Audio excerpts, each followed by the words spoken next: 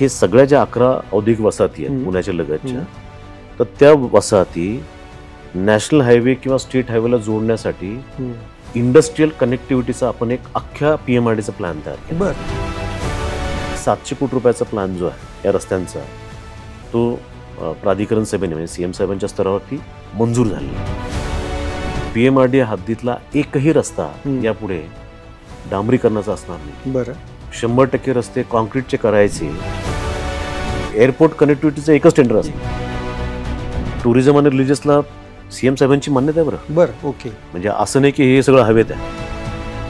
नमस्ते, मी योगेश कुटे. Let's विशेष या कार्यक्रमामध्ये तुम्हा सर्वांचं पुन्हा एकदा स्वागत. हिंजवडी असो की वाघोली आणि लोणावळा असो की शिरूर, या सगळ्या टापूचा भाग ज्यांच्या अंतर्गत येतो, तिथल्या सोयी सुविधा असतील, गावांच्या समस्या असतील किंवा कोणती होणारी विकास कामं असतील, त्यासाठी एक प्राधिकरण आहे, ते म्हणजे पुणे महानगर विकास प्राधिकरण PMRD. तर या PMRDचे महानगर आयुक्त डॉक्टर योगेश म्हसे पाटील आज माझ्यासोबत आहेत. अनेकांच्या मनात भरपूर शंका आहेत, याचा DP कधी होणार, हिंजवडी ते शिवाजीनगर मेट्रो कधी पूर्ण होणार, अशा छोट्या छोट्या मोठ्या समस्यांपासून तर अगदी गावातल्या समस्यांपर्यंत आपण त्यांना आज बोलतं करणार आहोत. म्हसे सर, तुमचं लेट्सअपवर खूप खूप स्वागत. तुम्ही आता 1 वर्ष जवळपास झालेलं असेल PMRDचा कार्यभार घेऊन. काय सुधारणा झाल्यात आणि काय तुम्ही आत्तापर्यंत अचीव केलं 1 वर्षभरामध्ये? झालंय काय की आपल्याकडे जवळपास 11 औद्योगिक वसाहती आहेत. बरं. पुण्याच्या लगत जर आपण पिरंगुट आहे, हिंजवडी आहे, रांजणगाव आहे, त्याच्यानंतर चाकण आहे, कारेगाव आहे. सो या सगळ्या औद्योगिक वसाहती ज्या आहेत, आता पूर्वी मी MIDC मध्ये काम केलं, तर औद्योगिक वसाहतीचं विकसन होत असताना MIDC त्यांच्या हद्दीमधले सगळे रस्ते विकसित करतं, एकदम चकाचक करतात आणि फुल वेड्थ म्हणजे 24 मीटरचे रस्ते किंवा 18 मीटरचे रस्ते MIDCच्या हद्दीमध्ये विकसित केले जातात. परंतु MIDCची हद्द संपली की तिथून बाहेर मेन हायवेला, नॅशनल हायवे असेल किंवा स्टेट हायवे असेल, तर तिथपर्यंत पोहोचण्याचे रस्ते जे आहेत ते पुन्हा ग्रामीण रस्ते. बरोबर. कधीतरी तो ग्राम रस्ता असतो, कधीतरी तो ODR असतो किंवा MDR असतो.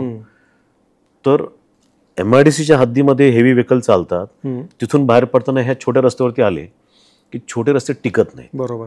आणि मग ते वरचेवर खराब होणं हा प्रकार होतो, आणि मग व्यावसायिकांना, उद्योजकांनाही त्रास होतो, नागरिकांनाही त्रास होतो. बरोबर. आता या MIDCच्या लगतच्या ज्या ग्रामपंचायती आहेत, म्हणजे सगळ्यात जास्त फटका त्यांना बसतो, कारण त्यांचे रस्ते जे आहेत ते नियमितपणे खराब होत राहतात. बरोबर. तर हे सगळ्या ज्या 11 औद्योगिक वसाहती आहेत पुण्याच्या लगतच्या, तर त्या वसाहती नॅशनल हायवे किंवा स्टेट हायवेला जोडण्यासाठी इंडस्ट्रियल कनेक्टिव्हिटीचा आपण एक अख्ख्या PMRDचा प्लॅन तयार केला. बरं. आणि त्याच्यामध्ये हिंजवडी टू पुणे शहर, हिंजवडी टू पुणे पिंपरी चिंचवड शहर, चाकण आणि लगतचे सगळे रस्ते किंवा ज्या ज्या ठिकाणचे आहेत, तर ते आयडेंटिफाय केले. आणि साधारणतः एक 700 कोटी रुपयाचा प्लॅन जो आहे या रस्त्यांचा, तो प्राधिकरण सभेने म्हणजे CM साहेबांच्या स्तरावरती मंजूर झालेला आहे. ओके. मंजुरीचा पुढचा टप्पा जो आहे, या रस्त्यासाठी जी जमीन लागते तर त्याचे ॲक्विशन करणं, सध्या ॲक्विशन सगळ्यांचे सुरू आहे. बरोबर. ओके. जसं ॲक्विशन पूर्ण होईल, या सगळ्या रस्त्यांचे टेंडर जे आहेत ते फ्लोट होऊन हे कामं सुरू होतील. ओके. याच्यामध्ये PMRD हद्दीतला एकही रस्ता यापुढे डांबरीकरणाचा असणार नाही. बरं. 100% रस्ते कॉन्क्रीटचे करायचे, अशा प्रकारचे निर्देश आणि आदेश CM साहेबांचे आहेत. ओके. त्याच्यामुळे होणार काय की पुढचे किमान 25 वर्ष रस्त्याचं मेंटेनन्स करायला लागणार. बरोबर. आणि खूप मोठा निर्णय आहे. जेव्हा हे रस्ते विकसित करायचे त्यावेळेस त्याचं जे आम्ही निविदा काढणार, नॉर्मली एखादा रस्ता तयार केल्यानंतर तो मेंटेन करण्याची जबाबदारी जी आहे त्या ठेकेदारावरती 2 वर्ष टाकली जाते. बरोबर. आपण 10 वर्षांची जबाबदारी त्या ठेकेदारावर टाकली आहे. ओके. काँक्रीटचा केल्यानंतर जर त्याच्यावरती कुठे काही खड्डे पडले किंवा काही झालं तर 10 वर्ष त्या ठेकेदाराने मेंटेन करायचा. तो मेंटेन केल्यानंतर पुढचे मग 15 वर्ष जे ते PMRDला अर्थात मेंटेन करायला लागतं, गरज असेल तर. रुंदीबाबत काय ठरवलं काय? रुंदीच्या बाबतीत CM साहेबांचेच आदेश आहे, PMRD हद्दीमध्ये एकही रस्ता 18 मीटरच्या खाली नसावा. बरं. वरचं लिमिट नाही आहे. आमच्याकडचे काही रस्ते, आमचा रिंग रोड जो आहे तो 65 मीटरचा आहे. बरोबर. इतर काही रस्ते 60 मीटरचे आहेत, 24 मीटरचे आहेत. पण छोट्यातला छोटा रस्ता हा 18 मीटरच्या खाली असता कामा नये. ओके. हे आदेश त्यांनी दिलेत. आणि 18 मीटर म्हणजे किमान 2, म्हणजे आपल्याला काय म्हणतो आपण त्याला, लेन किती लेनचा साधारणपणे असेल तो? 18 त्रिक 54 म्हणजे दोन लेन्स दोन लेनचा असेल, दोन हो. लेन्स. म्हणजे 4 लेनचा टोटल सगळा तो. म्हणजे असे रस्ते असावेत आणि ते कॉन्क्रीटचे असावेत. बरोबर. आता थोडा जो विलंब हे विकसनामध्ये होतोय ना, काय होतं की कॉन्क्रीटचा रस्ता हा जसा आता एक्झिस्टिंग आहे तसं विकसित नाही करतात. कारण कॉन्क्रीट एकदा विकसित केला की पुढे 50 वर्ष तुम्हाला काय बदल करता येणार. बरोबर. मग ते आता सुरू केले अर्धवट, तर मग कुठेतरी एकच कॅरेजवे तयार होतो. समजा 2 साईड्स असतील रोडच्या, तर एकच साईड होईल. आता कॉन्क्रीटला डांबरीकरणासारखं करता येत नाही, त्यामुळे पूर्ण विड्थ लक्षात घेऊन ते रस्ते विकसित करायला लागतात. थोडासा वेळ लागतो. सो हा दुसरा टप्पा आहे. अच्छा. म्हणजे डिफेक्ट लायबिलिटी 10 वर्ष आणि पेनल्टी क्लॉज जो आहे तो पूर्वीचे पीएमआरडीचे टेंडर जे होते फार वीक होते. म्हणजे त्यात पेनल्टी क्लॉज फार छोटा होता. ओके. तर तो आता थोडासा स्ट्रेंथन केलाय. ओके. तर याच्यात उद्देश एकच आहे की पीएमआरडी कडनं जी डिलिव्हरी होणार आहे ती क्वालिटीचीच डिलिव्हरी झाली पाहिजे आणि लोकांनी लक्षात ठेवलं पाहिजे की हा रस्ता पीएमआरडीचा आहे. ओके. सो ही झालं इंडस्ट्रियल कनेक्टिव्हिटी. राईट. दुसरी कनेक्टिव्हिटी जी आहे, पुरंदरला आता एअरपोर्ट विकसित होत आहे, तर एअरपोर्टकडे जाणारे सगळे रस्ते नॅशनल हायवेवरनं आणि स्टेट हायवेवरनं, तर त्याचं एक 650 कोटीचं आपण पॅकेज तयार केलंय. बरं. आणि त्याला एअरपोर्ट कनेक्टिव्हिटी म्हटलंय. बरं. तर तिथे सुद्धा जेवढा रस्ता डीपी मध्ये आहे तेवढा अखंड रस्ता विकसित करण्यासाठी हे 650 कोटी रुपयांचं पॅकेज, कॉन्क्रीटचे रस्ते, फुल विड्थचे रस्ते विथ 10 वर्षाची डिफेक्ट लायबिलिटी आणि स्ट्रॉंग पिनल क्लॉज हे टाकून दिलं आहे. ओके. आता याच्यात एक वेगळा अजून काय विषय आहे की तुम्ही जर का एक एक छोटं छोटं टेंडर काढलं तर एखादा रस्ता मागे पडेल, एखादा पुढे जाईल. तर तसं होऊ नये म्हणून हे एअरपोर्ट कनेक्टिव्हिटीचं एकच टेंडर असतं. ओके. अच्छा. इंडस्ट्रियल कनेक्टिव्हिटीचं जे आहे त्याचे सुद्धा आमचा प्रयत्न हा राहील की शक्यतो एक एक अखंड टेंडर त्याचं व्हावं. So that is second project. तिसरा प्रकल्प जो आहे तो तुमचा CMP म्हटलंय त्यांना, आणि कॉम्प्रिहेन्सिव्ह मोबिलिटी प्लॅन एक ह्यांनी LNTने तयार केला होता 2018 साली. परंतु तो CMP जो आहे तर त्याच्यानुसार त्यांनी ज्या काही सूचना केलेल्या होत्या, काही रस्ते त्यांनी विकसित करायला सांगितले पण ते आमच्याकडे राहिले, तर ते जवळपास 22 रस्ते आपण आयडेंटिफाय केलेत. आता त्या रस्त्यांचं वैशिष्ट्य काय आहे की समजा नाशिक रोड आहे आणि मुंबई रोड आहे, तर नाशिक रोड आणि मुंबई रोड जो आहे पुणे आणि पिंपरी चिंचवड शहरात न येता बाहेरच ते लिंक व्हावेत. बरोबर. तर ते जर का लिंक करायचे असतील तर आता एक्झिस्टिंग रोड्स आहेत पण कुठेतरी 3 किलोमीटर कुठेतरी 4 किलोमीटर मध्ये रस्ता विकसित झालेला नाही. बरोबर. तर तो केला तर पुणे आणि PCMCच्या बाहेर Mumbai road to Nashik road असं कनेक्शन होतं. ओके. नाशिक रोडवरनं नगर रोडला तुम्हाला जायचं आहे, तर आता होतंय काय की तुम्हाला चाकण चौकातच यावं लागतं, त्याशिवाय पुढे जाता येतं शिक्रापूरला. तर मग अशी काही गावं आहेत की जिथनं ते रस्ता विकसित केला की ती कनेक्टिव्हिटी इझी होऊन जाते. अच्छा. तर साधारणतः त्याच्यासाठी सुद्धा एक 400 कोटी रुपयाचा आपण प्लॅन तयार केलेला आहे CMPचा. ओके. आणि ते 22 रस्ते जे आहेत, म्हणजे जसं म्हटलं आपलं की हे सगळे मेजर नॅशनल हायवेचे किंवा स्टेट त्यांना कनेक्ट करणारे आहेत, तर तो एक प्रोजेक्ट आहे. तो त्याला काय म्हटलं आम्ही CMP connectivity, missing link connectivity. त्याच्यानंतर चौथा जो प्रोजेक्ट आहे याच्यामधलाच टुरिझम कनेक्टिव्हिटी. आता आपल्याकडे काय झालंय की टुरिस्ट प्लेसेस आहेत बऱ्याचशा, तर तिथपर्यंत पोहोचायचे रस्ते जे आहेत ना ते ग्रामीण रस्ते छोटे आहेत, परंतु तिथे येणारं क्राऊड जर आपण पाहिलं, आता उदाहरणार्थ तुम्ही राजमाची किल्ला आहे, लोहगड किल्ला आहे, तिकोना किल्ला आहे किंवा पळसपे धबधबा आहे, बुशी डॅम आहे, लोणावळा आहे, तर तिथले अप्रोच रोड जे आहेत ना ते फार छोटे आहेत. सो या टुरिझम कनेक्टिव्हिटीमध्ये पहिल्या वर्षासाठी या वर्षी आपण एक 10 ठिकाणं निवडली.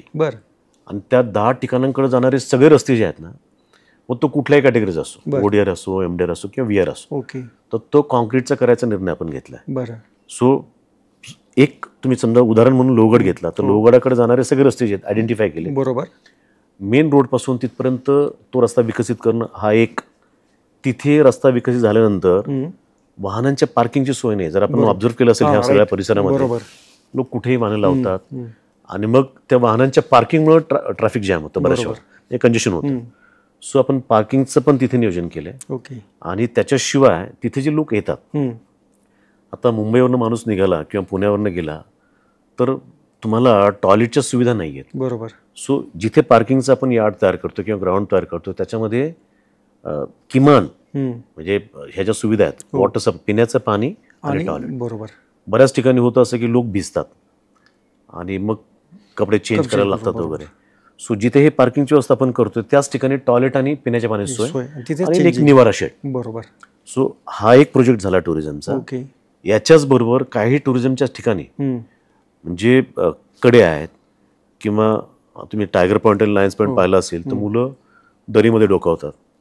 तर ह्या सगळ्या 10 ठिकाणी आपण सिक्युरिटी पॉईंट ऑफ व्ह्यूनं बॅरिकेडिंग करण्याचा प्लॅन आहे. त्याच्यामध्ये बॅरिकेडिंग किंवा फेन्सिंग. त्याच्यानं होणार काय की जे अपघात घडतात ते घडणार नाही.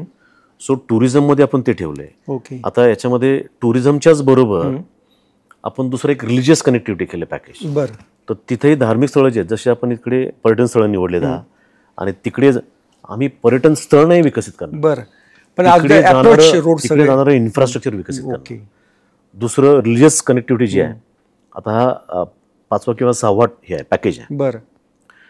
पुणे जिल्ह्यातले ठळक जे रिलिजियस सेंटर्स आहेत, थेऊर आहे किंवा विठ्ठल मंदिर आहे किंवा तुमचं बनेश्वर आहे, बरोबर, इकडे एकविरा देवी आहे आणि याच्यासारखे इतर जे आहेत सेम लाईन्सवरती तिथे जाणारे सगळे रस्ते बरं कॉन्क्रीटचे करणार. ओके. त्याच्यानंतर तिथे पार्किंगची सुविधा करणार. पुन्हा एकदा निवारा शेड असणार. बरोबर. आता इथलं निवारा शेड जे आहे ना हे थोडंसं वेगळ्या पद्धतीचं असणार आहे. आपण म्हणतोय की तिथे जे भाविक जातात त्यांना जर का मुक्काम करण्याची गरज पडली बरं तर त्यांना राहता यावं. काही देवस्थानमध्ये थेऊरसारखं मोठं देवस्थान तिथं सोय आहे. बरं.